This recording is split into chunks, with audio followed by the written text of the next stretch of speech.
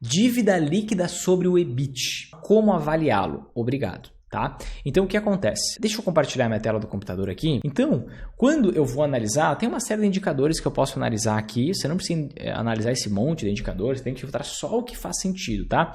Um dos indicadores que fazem sentido você analisar na minha concepção é esse indicador aqui, ó, chamado dívida líquida sobre o EBIT, tá? Isso aqui meus alunos aprendem com profundidade dentro do meu programa de acompanhamento.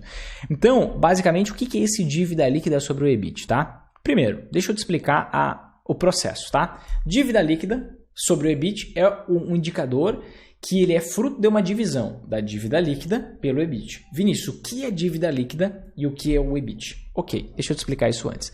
Dívida líquida é o seguinte, deixa eu descer aqui que vai ficar mais claro para você. Imagina que uma empresa ela tem um total de dívida. Somando toda a dívida que a empresa tem, no caso da Petrobras, ela tem uma dívida total, que é a dívida bruta, de 277 bilhões de reais, tá? 277 bilhões de reais. E aí, o que acontece?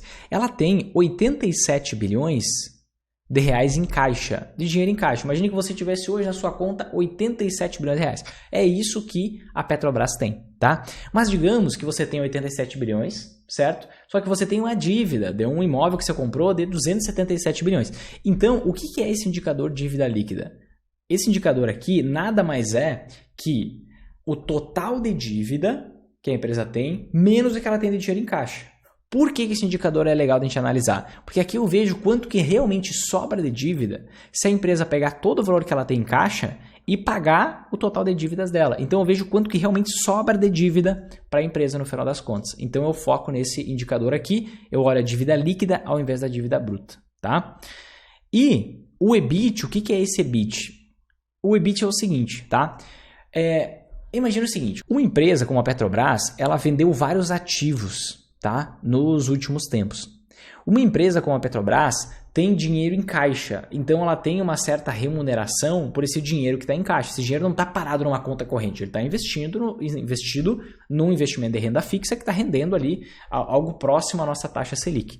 Então, o resultado de uma empresa pode vir tanto da operação dela, da atividade de fim dela, ou seja, da relação com o petróleo, no caso da Petrobras, pode vir da venda de algum ativo que ela tenha, por exemplo, vendeu, enfim, algum ativo que, uma bacia de não sei da onde, da Petrobras, tá?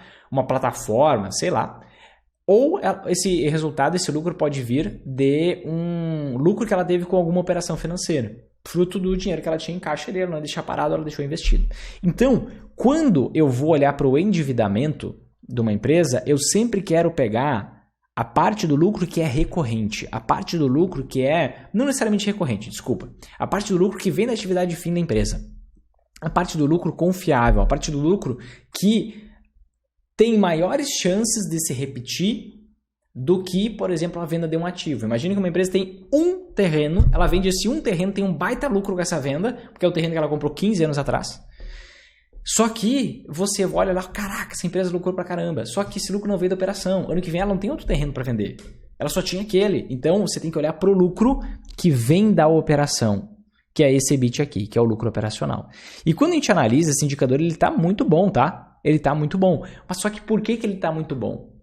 Porque o lucro da Petrobras hoje está muito alto. Por que o lucro da Petrobras hoje está muito alto? Olha só, investem petróleo, vou pegar o Brent aqui.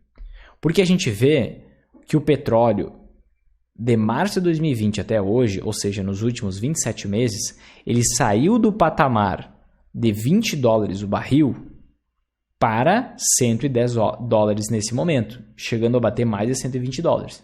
Então a gente vê que, poxa, o petróleo quintuplicou.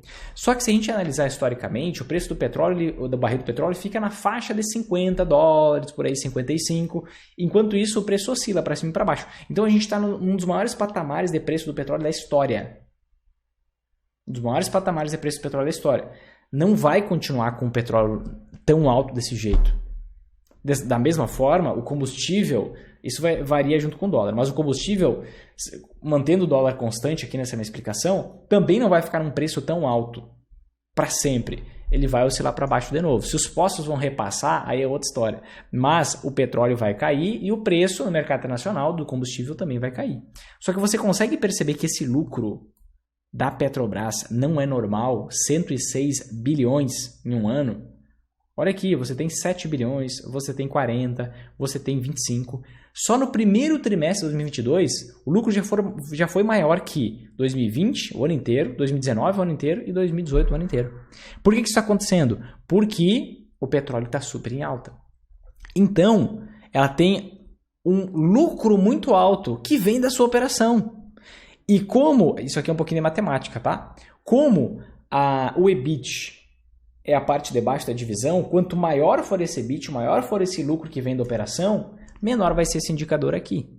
É por isso que a gente vê esse indicador bem alto nos anos anteriores a 2021 e agora a gente vê esse indicador bem baixo.